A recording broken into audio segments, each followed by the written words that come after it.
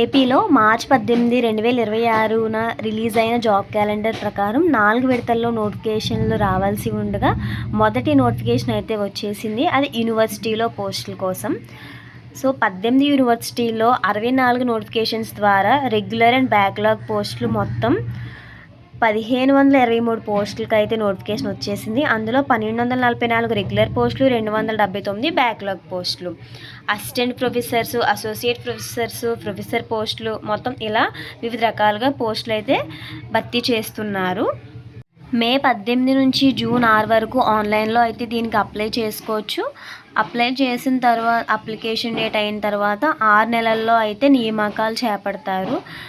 So దీనికోసం complete details ఎవరు eligible, అలాగే ఎలా అప్లై చేయాలి, ఏ సర్టిఫికేట్స్ కావాలి, క్వాలిఫికేషన్స్ ఏంటి, ఇలా మొదలైన కంప్లీట్ డీటెయిల్స్ కోసం కమెంట్ చేయండి. లాంగ్ వీడియోలో ఎక్స్ప్లెయిన్ చేస్తాను.